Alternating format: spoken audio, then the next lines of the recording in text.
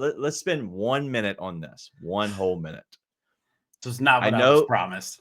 I know that you turned off your phone or fell asleep last night because Yeah. only I think I was the only one of me, you, and Nate that was awake when it Yep. happened.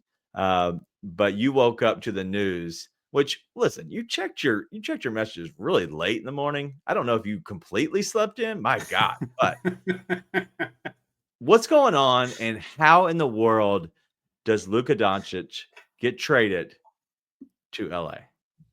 I don't really know. My biggest takeaway is that Nico, well, what's his last name? But whatever, for the Mavs, the GM for the Mavs. Sure. Like, It's a lady, right? No? no, it's a guy. Oh, that's the It's owner. The owner's a lady. yeah, and I don't know what I was thinking. after kind of catching back up on all of it and seeing all the money stuff, to me, it was a personal vendetta. And you're thinking, like, personal vendetta to send him to the Lakers? Like, what are you talking about? Like, he doesn't get the supermax now. He goes to a higher income tax state. He gets paired with a team that's not going to be like, they could be decent. Um, but like LeBron is 40, 41. Like, how long is he going to be there? Then you've got personality clashes between those two. Is LeBron really going to stand off to the side while Luka does everything?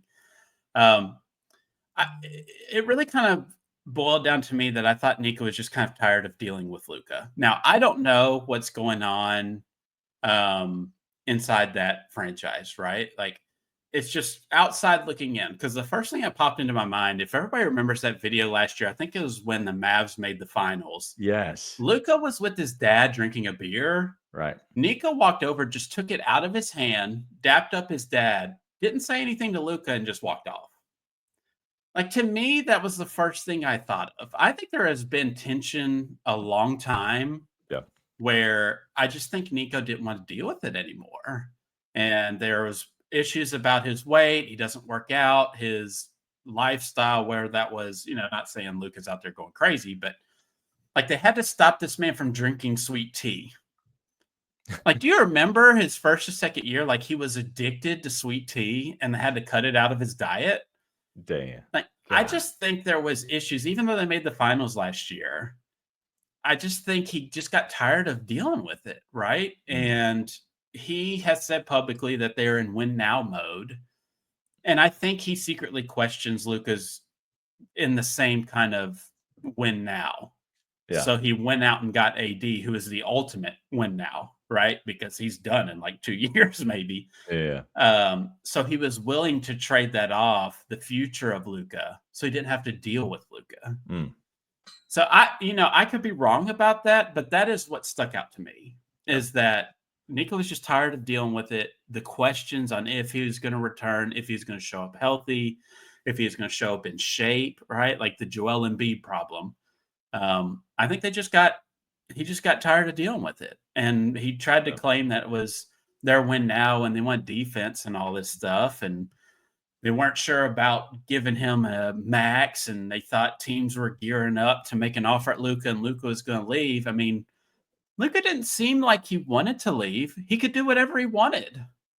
And so it just kind of felt like he wanted to get rid of what he thought was a problem. Like, he was annoyed by it. Yep.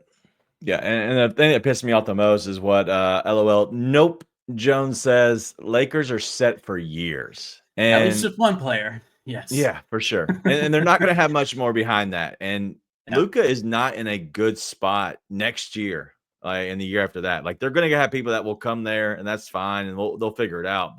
And somehow the Lakers always figure it out. They'll sell their soul to the devil, and then they'll figure it out somehow. And then somebody will do this, something stupid, to get them out of whatever, the negative that they were going down. But just kind of going through this, like, I just don't. Do you think that the Mavs are better this season in that swap of AD and Luka? Just this season?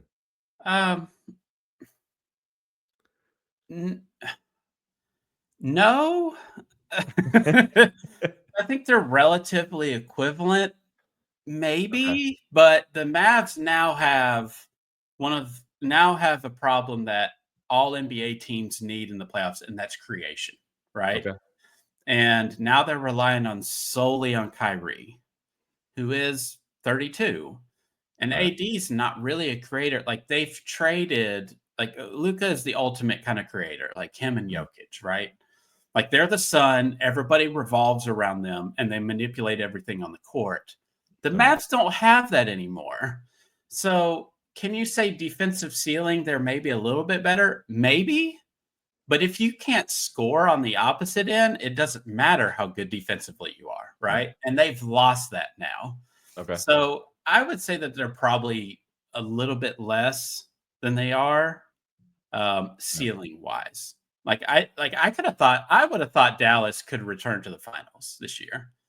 Now I think they can probably make the conference finals, maybe if they get lucky, but I don't think they really can make a finals anymore. Well, I think they're going to still need some stuff around the edges to. It's curious if they're going to try to do anything else. Yeah. Yep. So we'll see. Real quick, yes or no? That's it. I'm going to ask you 3 questions. Yeah. Would you have traded Desmond Bain for Luka? Yes. Would you have traded John Morant for Luka? Yes. Would you have traded Jaren Jackson Jr. for Luka? Yes. All right, there we go. I think everybody understands. Luka is incredible. The fact that they got him for what they got him for out in LA is just dumb.